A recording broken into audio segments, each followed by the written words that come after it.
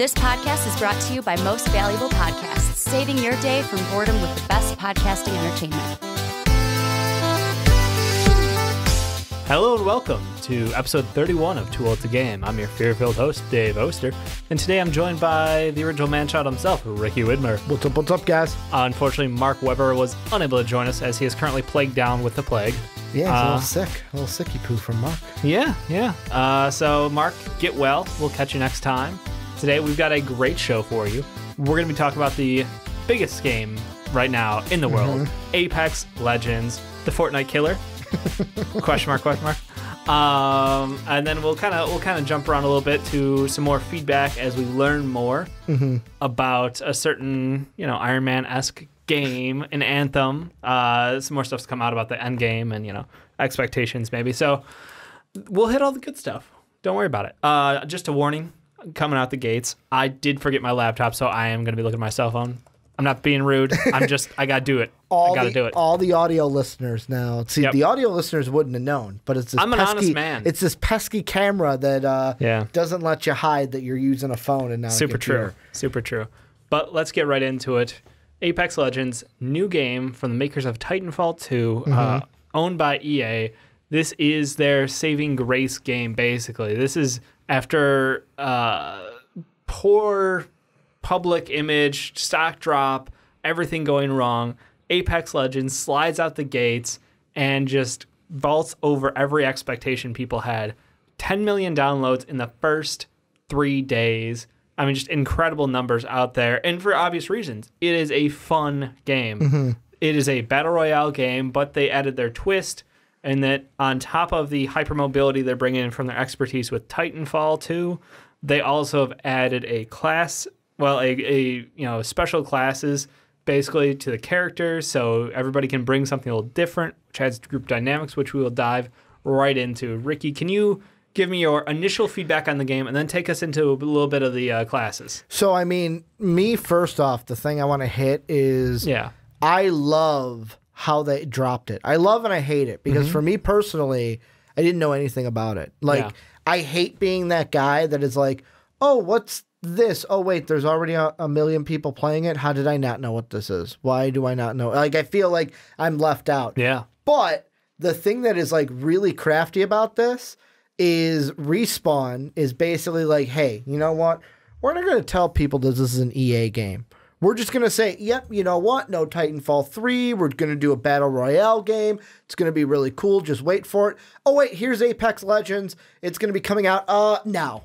That's what we're going to do, just now. We just announced it on Twitter, and 15 minutes, it's going live. Yeah. It was great because I feel like what many people have said is true. If they would have come out and been like, yeah, we got this new game. It's going to be under the umbrella of EA.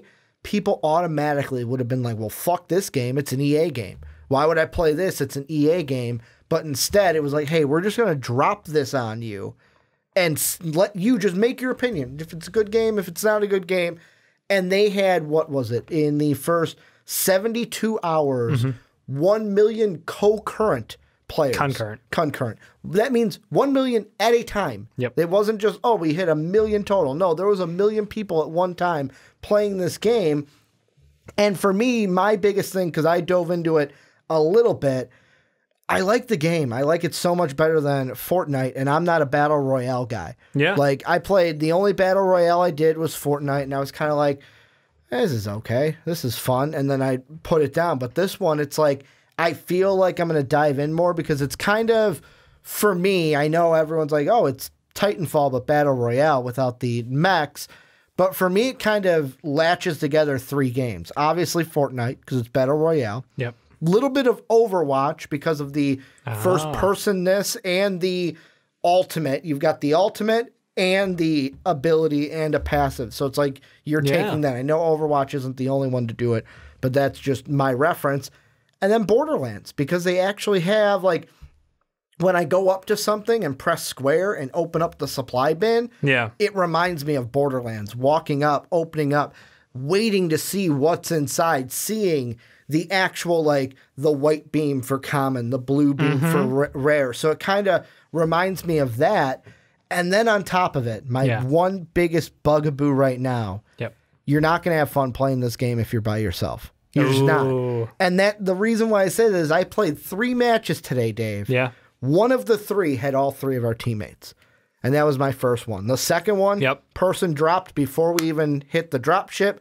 And my last one, 2 people dropped before we hit the drop ship, and I was the only one. So I feel like unless I'm playing with you or our boy Jake from Patreon, I'm not going to have a good time. Like, it's just going to be who's going to drop because... To be fair, some of the stuff could be server issues. This is early release, and there are quite a few known bugs out there. What I've been noticing, and yet again, I only played 3, was the first one, I was the 3rd one to pick. So how they do it is you get thrown into an order. Person A picks their character. Person B picks...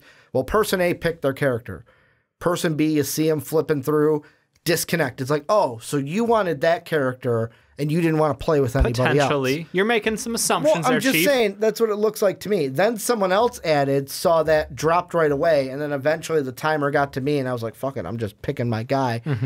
And then it seemed like in that game, the other person was like, screw this, I'm not being on a 2-person team, and dropped before we even got there. So I was like, great.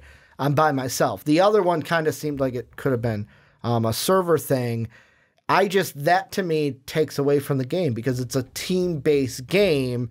And if you don't have that team and you're just by yourself, then it's 20 squads of 3 and then you're at a disadvantage from the word go. Well, obviously, but the matchmaking, the autofill, you have to give them some credit. It is trying to do a lot, and I think that it will get better as time goes. This is just day 3 of launch, day 4 of launch. So complaining about people dropping, yeah, it's going to happen, but you can't say, well, I hate the game because people drop on my team. Never said I hated it. I just said it's a little bugaboo you of have mine. 3 matches. I know. I'm just saying it's a little bugaboo. I don't hate it. I actually really enjoyed the gameplay. Okay.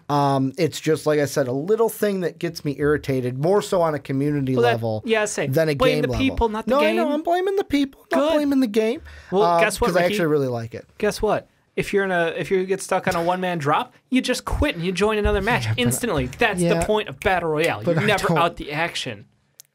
So, classes, right? No, screw you. Admit that. But I don't want to drop. It's a Battle Royale. And if you're in a one-man team, I could drop. You drop to go and you get rematched instantly. That's the whole gimmick of Battle Royale games.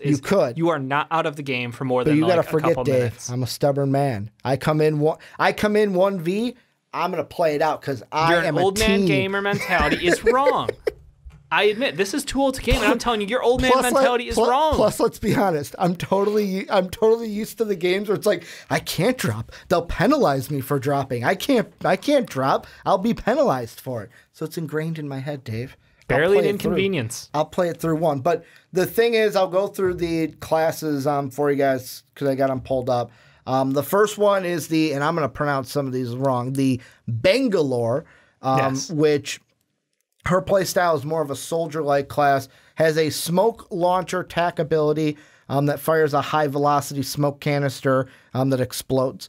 Great for cover, great for engages, great for trying to get back to teammates who might have been down. Her passive is called Double Time. Taking fire while sprinting makes you move faster for a brief time.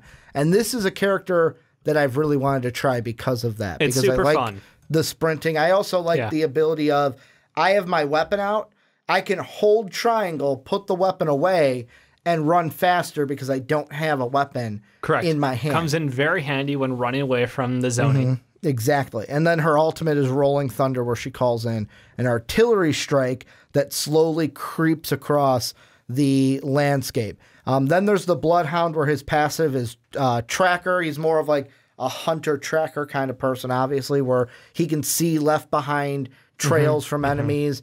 His ability is called Eye of the Allfather. Briefly reveals hidden enemies, traps, clues throughout the structures just in front of you.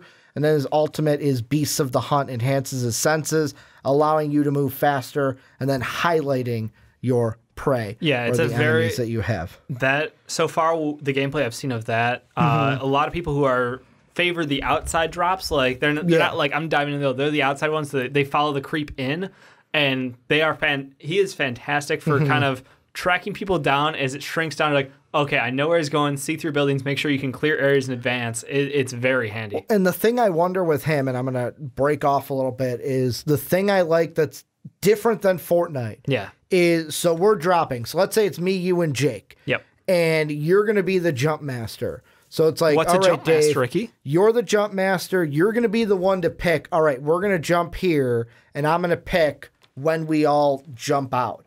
However, let's say I go, no, I don't like that, Dave. I can hold square, break off from you three, and then fly my own separate ways. I wonder, and I haven't seen it yet, if people playing the Bloodhound, it's like, hey, you know what? You two do your own thing. I'm going to go over here and try to ping stuff for you, because that's another thing you can do. We'll get to that. Is you can ping stuff on the map. We will get to that. But I was surprised you didn't mention the fact that as Jump Master, you can also relegate your duties as Jump Master. Yeah, you can just and pass press circle. along for someone indecisive like me. Because I do that. Like, I'm like, oh, I'm new to the game. I don't want this responsibility. Pass that along to somebody else. It's very nice. As far as splitting off separately, it seems like the best tactic still is stay together. It's the group tactics, and that's the thing is because you have all these abilities, because you have two other people in your group. You do get some bonuses, some playthrough together where it really pays off. And going in 1v3, yeah, you can try to be a madman and do it, but it is not for the faint of heart. Then we have the Caustic, which is one of two, him and the Mirage, that you need, and I'm not completely certain how you get the, you need either 750 Apex coins or 12,000 legend tokens. I'm assuming you can get these in the game, or you can go ahead and buy them. Correct. His passive is called Nox Vision. It allows you to see enemies through your gas. His tactical is called Nox Gas Trap, where he drops a canister, releases the deadly Nox gas when shot or triggered by enemies. Yeah. And then his ultimate is Nox Gas Grenade that blankets a large area with Nox gas. Pretty great for zone control, and when kind of going through sieging these smaller housing villages, you can kind of set them up one by one, so you know that as you go through a building, you drop one at the entrance, you drop one at the other one, you run through, and if you're in combat, somebody is trailing you, they get set up pretty nicely for you. Yeah, and he's one that I'm interested to try, but I haven't gotten enough coins yet. Great zone control. The one that I have tried, this is the one guy I played in my 3 matches, the Gibraltar. And the Gibraltar. I think of Gibraltar, which is an Overwatch map every time I say his name. But the thing I liked right away, his passive ability. Hey, I'm going to aim down sight. Oh, I get a gun shield in front of me. And I can toggle that either on or off. I don't know why you would toggle it off. Maybe sometimes you don't want to see that blue in front of your face. But I like having a little gun shield in front of me. His tactical ability, he basically throws out a little pad. Boom. There's a huge dome that blocks bullets from coming in, so you can protect yourself. And then his ultimate, which I love, is he calls in a mortar strike, and basically is like, throw a grenade. Hey, I'm gonna mortar over there, and it is just constant, just mortars coming down on an area. It's solid damage, and it really does pull a lot of attention to it too. So, if you're setting up a flank on something, you want some cover fire, there's your cover fire. And I liked it with the game I played by myself, since he's a little bit of a tanky character. Yeah. I was able to survive a little bit longer than I would have. Then the Lifeline, which I will not be playing because I'm done being a healer. My days of a healer are long behind me, Dave. It's one of the most... I don't want to say necessary because nothing's necessary yet. It is. I would say healing is necessary. One of the most helpful classes in the game.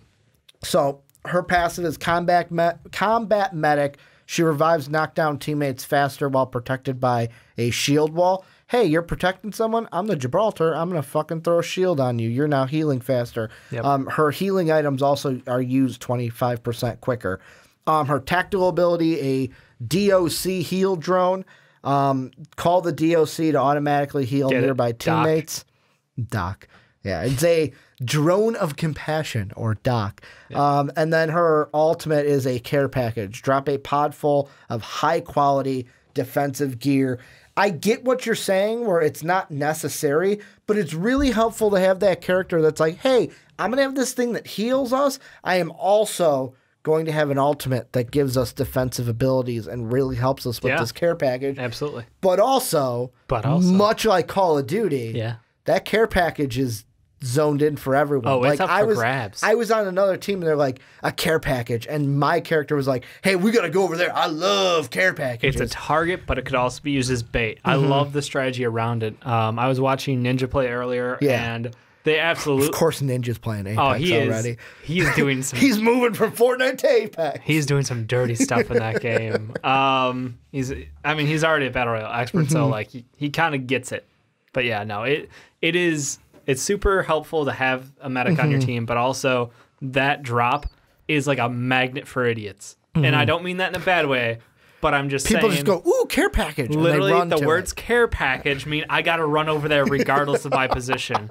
And good Lord, help them if someone has a sniper rifle because it's just fish in a barrel. Where you're just aiming, you're like, please come to it. Please come to my care package. Yep. The other character that you get to buy with your Apex coins or your Legend tokens, the Mirage, this one's kind of interesting. He's a guy where basically it's in his name. He loves the Mirage, a lot of decoys, where his passive is he'll automatically drop a decoy and cloak for 5 seconds when he's knocked back.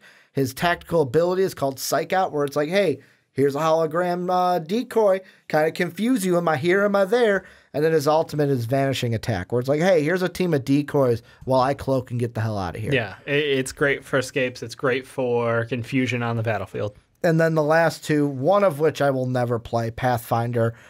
Basically, he's a robot that zip lines, Dave. Passive ability, he scans and scan a survey beacon to reveal the ring's next location. Kind of helpful. Yeah, that is. The grappling hook is its tactical ability. Grapple to get out of reach places quickly. Yeah. And then his ultimate is zipline gun that creates a zipline for everyone to use. The grapple's goofy. You can launch yourself like sideways and do like these big swings. But the team zipline also incredibly important for getting yourself and your whole team over to a new position. Honestly, it's one of the weaker ones in my mind. It just feels a little goofy, and you're a little reliant on other people because you're bringing team-wide mobility or individual mobility. Is he a little gimmicky? Is that what it is? I think that as you get to know the maps better, he'll be more useful. So early on in the game, it's like, where's a great grapple point? Does this make sense? Am I exposing myself too much? Because when you're on those grapple lines, you are a sitting duck, or a sliding duck, I should say. The one cool thing about grapple lines, up and down, doesn't matter which angle, same speed. It's really nice. So you're going up at the same speed, going down at the same speed. And then the last one is the Wraith, which to me, although it's not usually a character I go with. Oh, it's fun. It's very interesting. Yeah. So her passive ability is Voices of the Void. A voice warns you when danger approaches. As far as you can tell, it's on your side. The tactical if someone ability, targets you, it actually pretty much gives you that notice. So like if I pin like, hey, there's an enemy over there, it'll tell you, hey, someone has pinned you. Okay. Then we've got Into the Void, reposition quickly through the safety of void spaces, avoiding all damage. Very cool. And then her ultimate is Dimensional Rip. Link two locations with portals for 60 seconds, allowing your entire team to use them. Not just your team.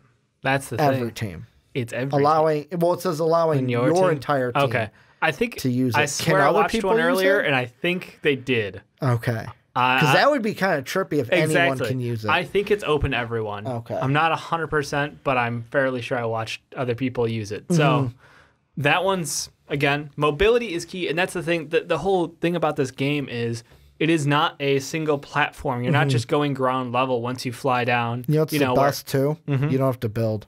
Fortnite's building made it special. I know. I hate the build. It's one thing to deal with that I don't want to deal with. Yeah. And that's why I never liked Fortnite. Yeah, but the up and downs of, the pre-established map plus these zip lines everywhere. And there's other spots where it's like a single line going straight up. And when you hit that top level, you can jump off and basically fly out again. Yeah. Which is really nice. So the multiple levels in-game kind of adds another level of interest to it.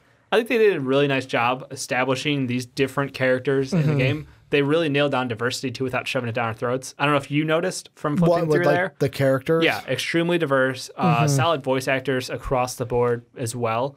So bonus points to Titanfall 2 for hitting that without hitting us over the head with it. I just want to say that's like, I feel like it's 2019. I'll be it's honest, not too much to ask for. Didn't even think about it. That's the point. Yeah. That's a great thing about it is that you don't have to think about it. And it's not like one of those, oh, look, we've got the token this character, token that character.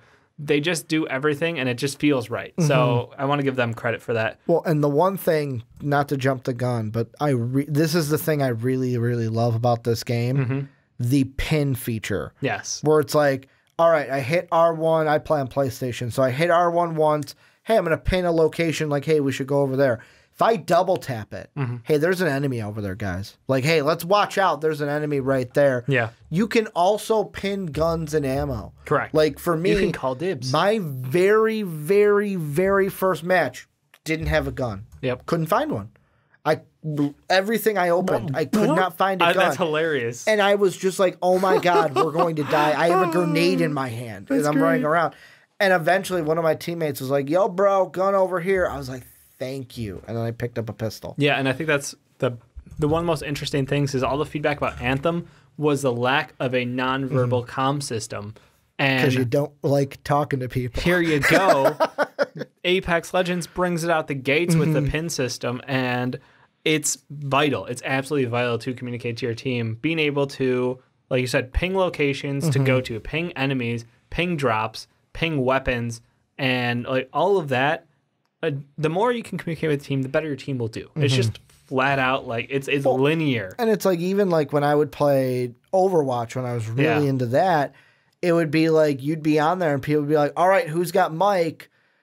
And then it'd be crickets. You're like, the guy immediately or the girl would be like, well, this is going to be a fun match. Yeah. Because it's like, all right, we got no way to communicate with each other. Yeah. So, no, I agree.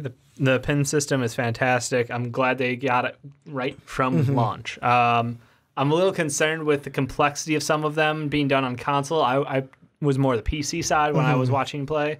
And it's very, very straightforward for looting, for using the pings, for doing all that stuff. Controller, I'm a little terrible at, so we'll have to see. You just don't have that muscle memory. It's just wrong. give me that WASD. And then the mouse in the right hand. It's so much easier. But yeah, no, I agree. I think the one point I want to jump to next is team comps. You mentioned it. Everybody brings something unique to the game. And it is it's a 3-person squad. So when it comes to team makeup, it's vital that you get a little bit of everything. It's like, do you want to go for an aggro comp? Do you want to go for a group that can kind of survive on the outsides and just keep alive throughout and try to outlast people? There's so many different makeups you can do. And right now, because it's so early, I haven't seen anything become OP yet. Yeah, I've seen good diversity of character selection, and I think we're in from match to match. We're in a unique phase of really we're all new to it. Yeah, to where nobody has found, like, you might have found something that works, but we're all at the point right now where the only one I'd say is a staple so far is the medic. Yeah, it's like let's see what characters I like. Like me, I've played 3 games with the tank gun shield. I'm probably going to do the Bangalore next. Once I see soldier style class, that's a Ricky class. It's just straightforward. That is such a Ricky class. It is. Just give me the M4A1 of classes in your game. 100% correct. Ricky can take bread and butter, and that's his jam. Well, it's like we were playing. You don't got to make things complicated. We were playing the Anthem demo, and you were like, "Yeah, I got the Ranger," and I was like, "This is gonna be Ricky's mech, just the M4A1 of mechs in Anthem." Absolutely. And I was all good with it. It's the most basic javelin. Ricky's a basic dude, but he's so freaking effective on the basics. You just give me that assault you don't need rifle anything and I know shiny. what I'm You doing. just get it done. Speaking of shinies, you mentioned it before we started recording. Yeah. The rarity system in the game for not only your weapons but also your gear. Skins. I was just saying what you're talking about? the gear in the game, the shields, the grenades, all the equips throughout the game have a rarity to them. So it starts off white, then you have your blues, then your epics, then your legendaries or oranges. I like it. I think it's a fun touch of in-game progression to constantly be looking for it. The attachments are also super silky smooth when it comes to, can I attach this? Yes, auto-attach. Great. Is it not the right one for me? Can attach, no big deal. I also like at the very beginning, here's your champion. Yeah. Here's your champion. Let's put a target. Like, hey, you're number 1 right now for this like little field. Let's put a target on your back. Yeah. And when the champion goes down, it's like, the champion has been eliminated, to where you're like, one. And then I know there's we're all a new different kill teams, leader. but somebody's got him. Yeah. Somebody killed him. I do. I think the voice makes a difference in the game. It does. It just adds a little bit of spice to it. I just would love to play with, like, for example, because the only two people I know that would play right now are like you and Jake. Yeah. If like all three of We took us. Sean into it. Would Sean? Is Sean a looter? Sean? Not looter shooter. That's Battle an Royale Anthem. person? Is he a Battle Royale guy? I think he like. do I it. know he Fortnited a little bit. But Yeah, like, it's because he Fortnite a little bit, but it's got that like, but it's more in the vein of Call of Duty and obviously Titanfall 2, Okay. where I think that we prefer that I prefer style this to Fortnite. 110%. 1,000,000,000%. Yeah. It's not even close. And it's not anything, there's nothing wrong with Fortnite. Obviously, it's the biggest game in the world, but there's something about the first-person shooter style and the bit of advanced tech mixed into it. And now we're adding on these specific class. I want to say class because it's not class. It's a attributes that each one has their own specific thing that sets them apart, and that helps the team in a different way. And that group composition makes a difference. I think they just it's the little things across the board. It's like, we're gonna take this over here, this over here, this over here, and they pull a lot of the things that make a game popular, and they just kind of put it all together in a really nice package. Well, I'll ask you. Yeah. Is this going to kill Fortnite? Is this the Fortnite killer? It's a big question. I mean, people on YouTube are probably like, "Hey guys, get to the question." Which basically, this is a podcast. We'll get to it when we want to. You're damn right we But will. I will ask you. I'll kind of step on your toes because you were kind of hinting at it. I'll let you answer first. Sure. Is this going to be the Fortnite killer? The Fortnite killer that we have been talking about since Fortnite became Fortnite. No. And that's Dave says it like he wants it to be, but doesn't believe it. I do want it to be, and it's such a quick growing game. I think there is a lot that could go right for this game, but Fortnite just has so many people, and it's still growing. Like, people want to joke about dying games, but the fact that Fortnite is still a growing property and it's so far ahead as far as player base, it's incredible. This will take a piece out of that player base because you're going to be having going back and forth a little bit. It'll be like, new season in Fortnite, see what balancing changes happened. Great, I'm done with that, go back to this. Or for the people like us, I feel like this game, Apex Legends, is pulling people away from PUBG and Call of Duty. I don't know that it's going to get a permanent stay from people in Fortnite. I think that people in Fortnite are going to be curious and play it because, again, like, it's the hotness right now.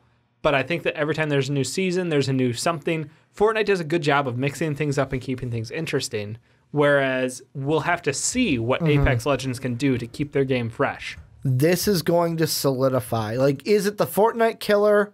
No. But in my mind, this will solidify Fortnite as a family child game. A family, younger, like, and when I say child, I'm talking like maybe junior high and younger, like elementary, middle school it's level. Literally like a game for like 5 to 15 or 5 to 14. Or like, hey, I'm a dad that wants to game again. I want to get my younger kid into gaming, but I don't want him to play Call of Duty. Hey, we're going to play Fortnite together. I mean, it's still violence, but it's cartoony.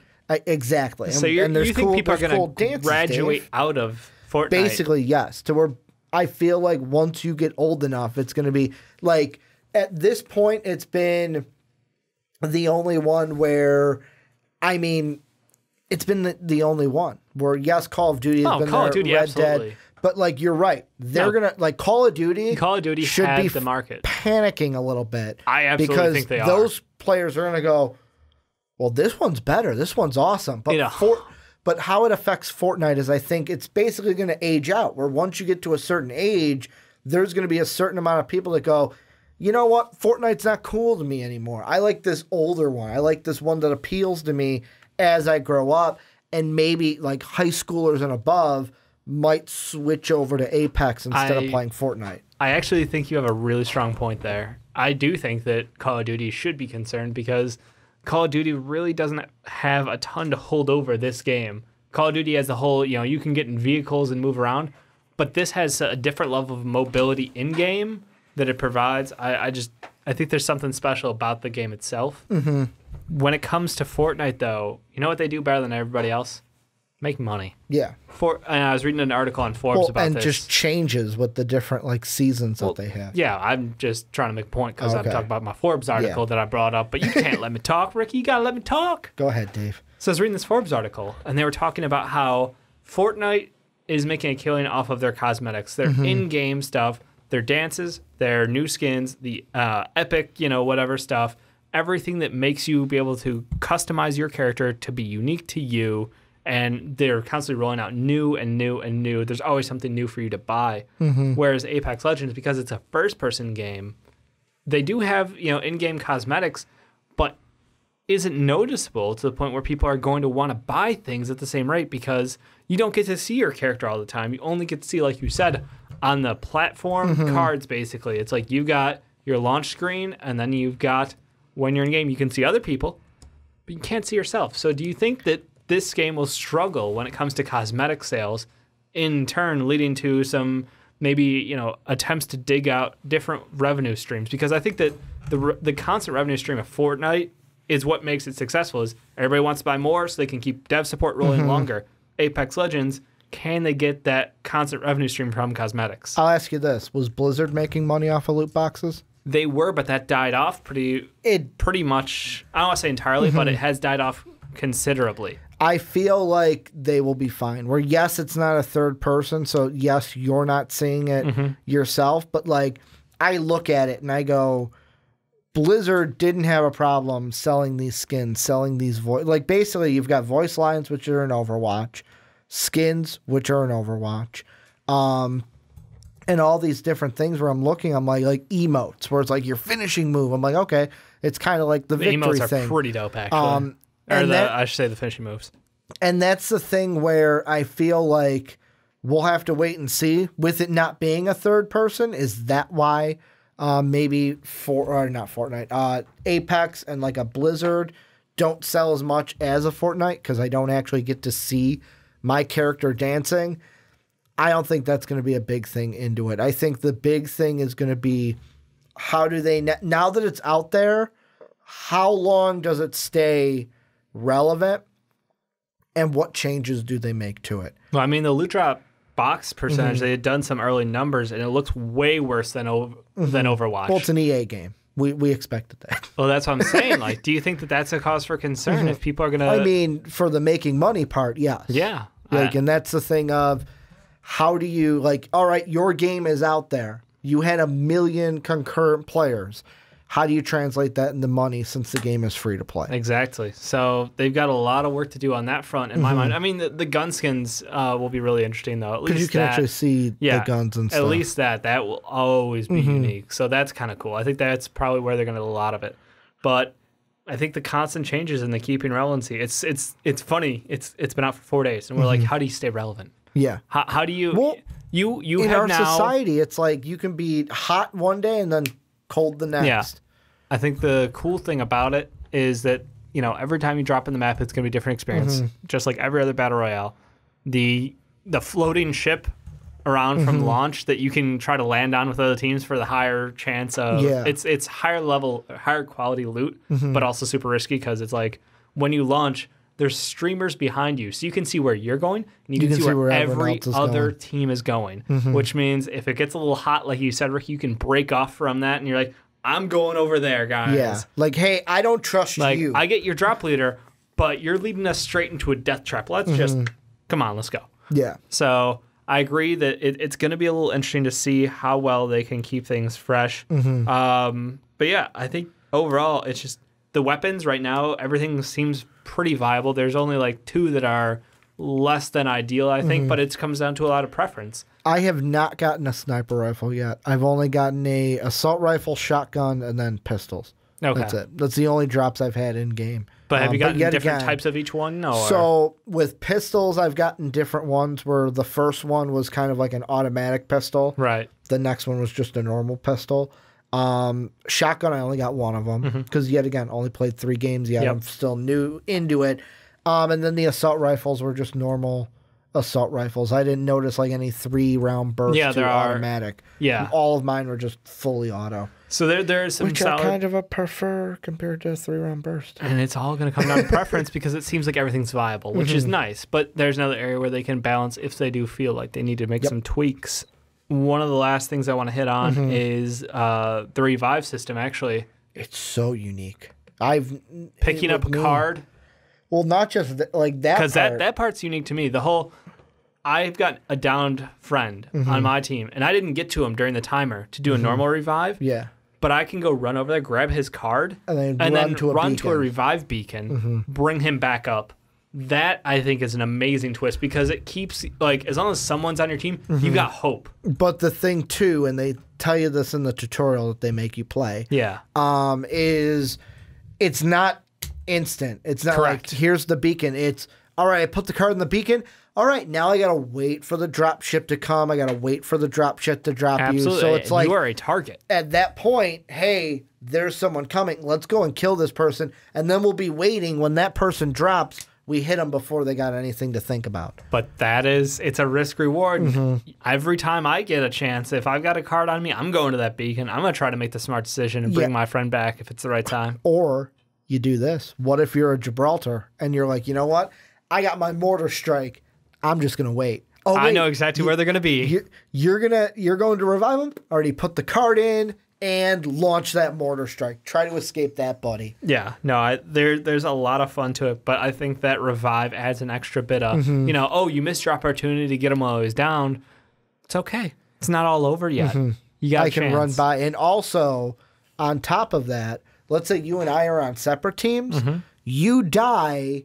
Your team doesn't get to you. Yep. You leave a black box, except it's white. It's your loot box. And basically, I can open it up and be like, open it up and go, all right, I'm going to take your ammo. Ooh, I like this gun. I'm going to take this gun off of you. I was actually doing that. Oh, yeah. Guy rounds the corner, shotgun. I'm dead. I'm like, great. Didn't expect you to be there or come up on me. You got to loot quickly. You got to be aware. And that's with me. The whole battle royale is being quick, and I'm not quick enough yet. I'm very wait. Let me grab this then grab that. You go med kits, you go shield rechargers, and then you see if they've got any blues or purples on there that you want to grab. Yeah. Just grab any pieces you can, and it's in and out. You got to be 5-second windows on those.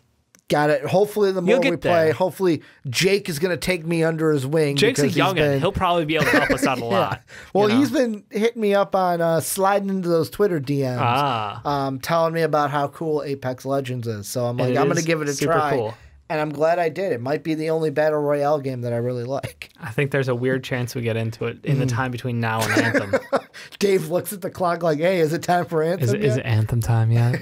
But no, that pretty much covers everything for this game. Even though it is a Battle Royale, it has our intrigue from people who aren't generally Battle Royale people. I think that's special. That sets it apart because not everybody got to play Titanfall 2. If you haven't, I think it was on sale very recently. It's dirt cheap, and it's a ton of fun to play through. And so everyone wanted Titanfall 3. If you enjoy Apex Legends, go back. And if you're looking for a little bit of storyline, a little bit of fun in a giant mech suit, maybe that's one option to go.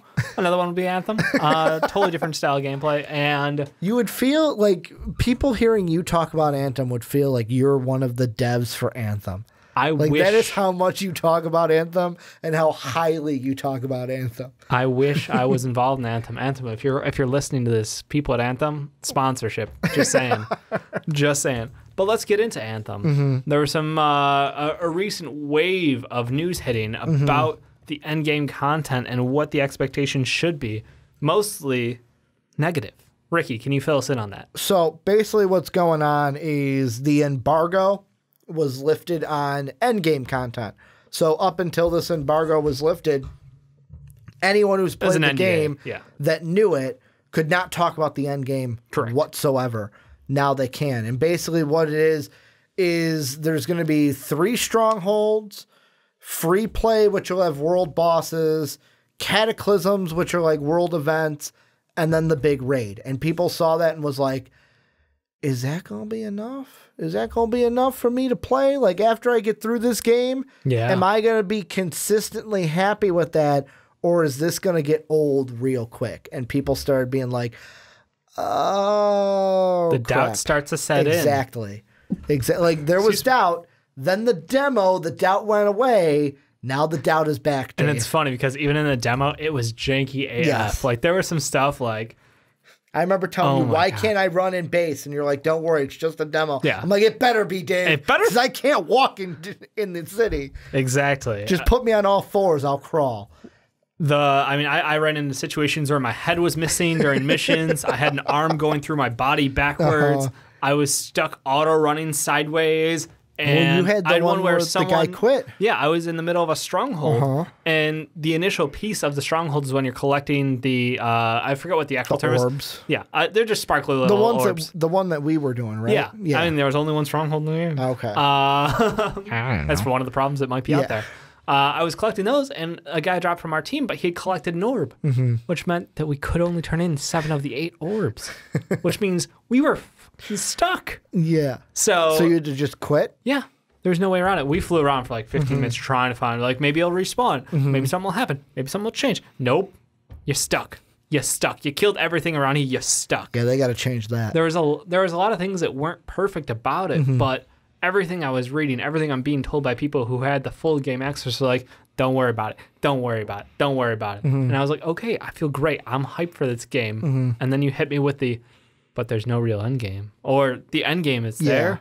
You're gonna hit the bottom of that well real quick, which concerns me because this is a game that, in the same vein that I love Diablo 3, which took some time to get to love. I will admit that was not a great game on launch. But it's a game where I want to just be able to grind out gear. I want to grind out content. I just want to keep playing, keep getting higher level stuff, keep getting stronger, keep building up some more. And if this is a game where if I play through, like you said, a couple of contracts are the repeatable ones, do your stronghold, and then you're just open worlding for either materials to gather or random mobs to come around.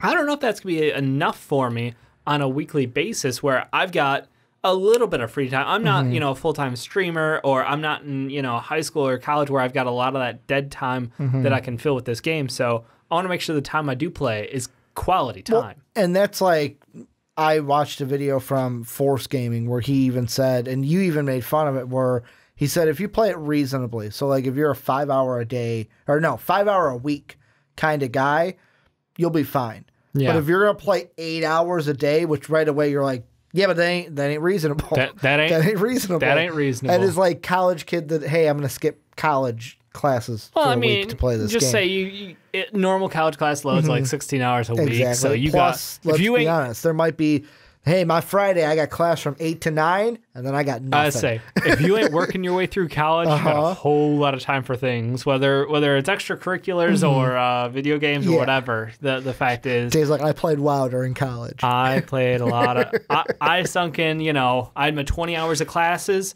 I had my 15 hours of homework for those classes, and then I had everything else was World of Warcraft. Let's see, what year was... Poor life decisions. Let's see. I gotta think about the year this was, because I remember. So the year was 2009, Dave. It was February 1st, so about 10 years ago. Jesus I remember Christ. this day vividly because it was Super Bowl Sunday. What did you and I do as sophomores in college? No, wait. This was freshmen in college. That would have been freshman year.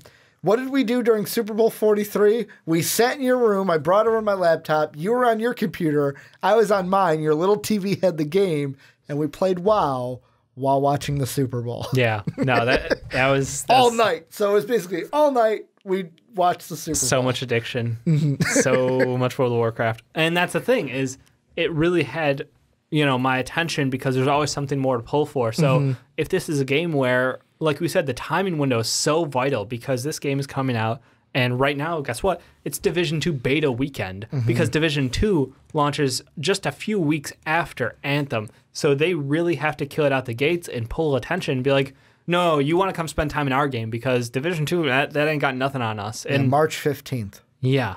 So we go February 22 to March 15 for the PS4 people. Yeah, 3 weeks. That's a window. Yeah. You have to hit it on that window. Well, the nice thing is, though, they did release their content future roadmap, which says, hey, don't worry, on this date we're going to drop this thing, and it'll have a 3-part storyline to it, and you'll get new unlocks for new stuff the whole way through. Q2, we're going to do this. Q3, we're going to do this. Q4, we're going to do this.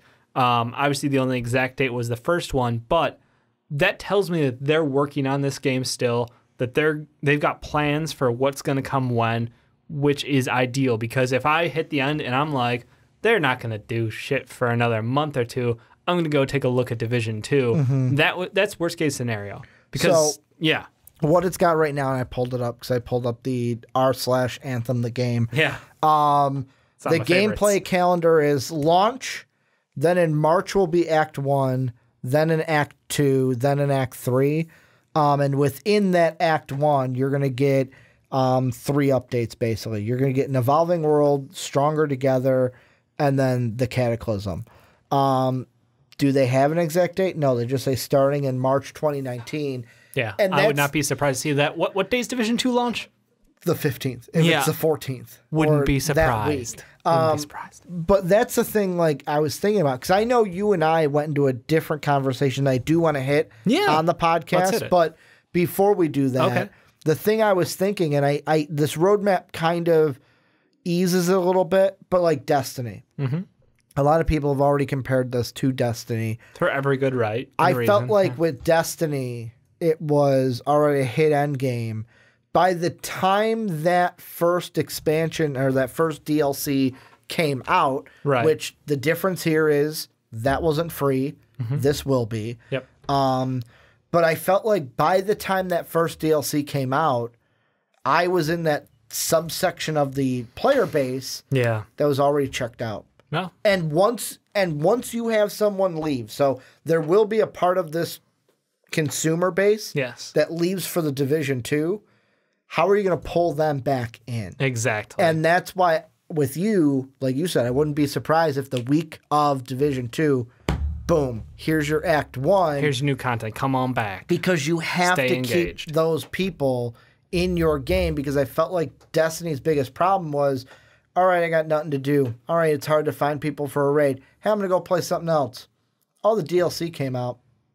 Oh, that's cool. It just had content and then you went droughts. And played that, yeah. I mean, this looks like if it's a 3-week window between content drop, or somewhere in that range, that's fine. Give me a month of this stuff to get through, and the new one drops. As long as the new one's not like uber small, like I can beat this in 6 hours and be happy. I hope not, because my expectation is it's a looter shooter, so I'm going to need to run this thing about a dozen times to get everything I want out of it. Well, and not just that. I mean, the conversation that you and I did have of, the thing was, do you buy it on launch day?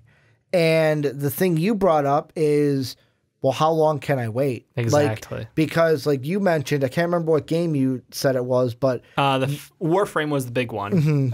You just don't want it to be like, hey, everyone's at endgame, right? And I've got nobody to play with me up to endgame. Exactly. Warframe is kind of one of those. There's a grind to get through the game itself, and then the end game, which isn't super fulfilling. Isn't it a long game to the end game? It does feel that way. Yes. If you look at like the solar system and the mapping and everything. Yeah, it's going to take you some time to get through it, which is fine if you enjoy that play. But for me, I was like, I want to be part of a group. I want to be engaged. And like all you're getting is like some randoms throughout your missions. And there's no sense of consistency through that unless you were playing with someone. And that was a game where I was like, Ricky, this game is like Destiny on steroids. And I did download it. And then we never played because I hit that Anthem, point. we will. I hit that point with Warframe where I was like, I'm so far behind. And the crafting system, the waiting system for crafting, like it felt good, but at the same time, because you had to wait actual minutes for it to build, days. Right? Okay, days, and you can pay money to speed it up. So it's kind of like a mobile game on your PlayStation 4. Basically, I mean, it had that mobile. It had that mobile aspect, like that Clash of Clans aspect of like, hey, I'm gonna upgrade my castle. Ooh, I don't want to wait a week. Yeah. Except this was like every little bit of it was, I'm building this one piece of this. Yeah. And that would cost time or money. So, Warframe had that, and that was cool. I was joking with you about Dungeon Defenders, a game where I was behind the wave. I played through Dungeon Defenders on launch 2. I played the original, but my point is for 2, it was like I played the game for a while. I have 100 and something hours, 200 hours in it. Good game.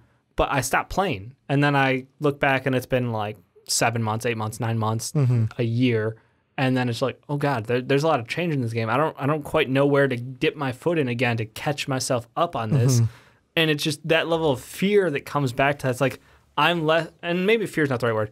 I'm not as super interested anymore because like, all right, I have to relearn some stuff or I have to learn new shit that's going. No, this is. I was looking to just dip right back into where I left off, and that's not a thing. So well, and I mean that's the big thing with like the people that I'll just throw it out there, like, hey, wait a month, or oh, there was one where it's like wait a year before you play it. And if you want to get your money's worth out of this game, well, and that's the thing, everyone wants to get their money's worth, but the thing with Anthem that's going to be different is if you play everything that they put out, you will get your money's worth. It's just a fact of how much are you going to play to where basically it's just normal burnout. Like, are you going to be that person that plays it so much to where you burn out of Anthem, or are you going to like basically be moderate with Let it simmer. Be moderation. Let it simmer.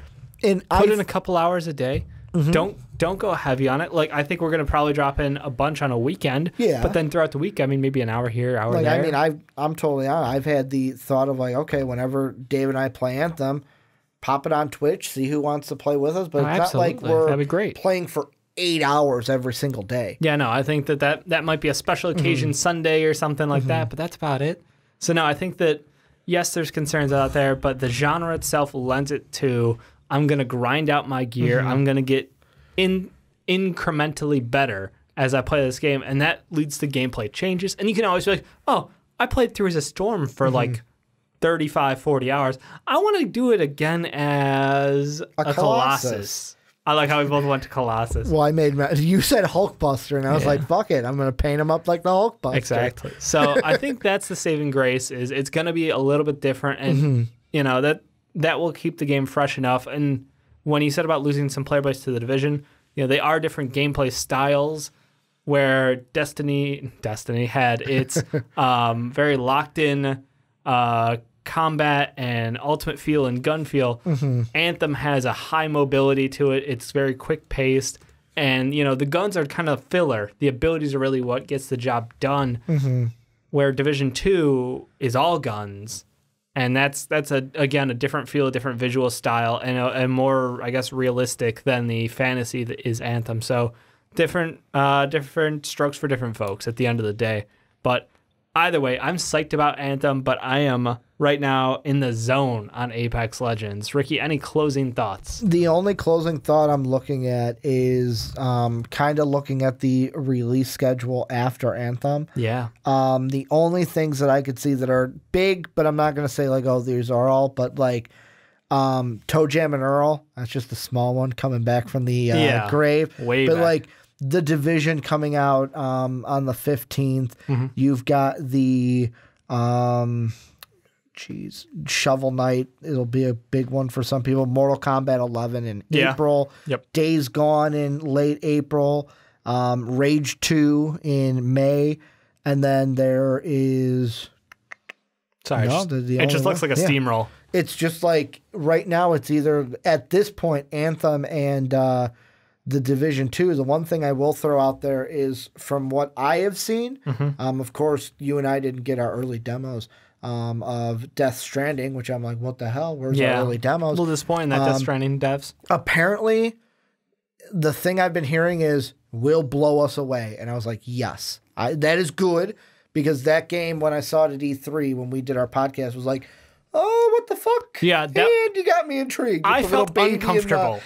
Norman Reedus with a baby in It's a change of pace game, though, and that's the thing. You've been going through all... It's supposed to be amazing. Right. You've been going through all those AAA rated titles, whether it was Spider-Man to I thought Red about Dead it today. Redemption. I thought about it today. I went from Spider-Man to Assassin's Creed Odyssey to God of War to Red Dead, Platinum 3 of the 4. I got to go back and Platinum Red Dead. And now I'm on Kingdom Hearts. Exactly. Which, give us our Kingdom Hearts update. Oh, that's right. Kingdom Hearts update is I've got 2 worlds left. I'm just going to the Caribbean. That'll be the next world. I got that and Big Hero 6 are the last 2. Very nice. Here's the funny thing. 2 little things that I've noticed. Number 1, you can already see where Disney decided to spend their money.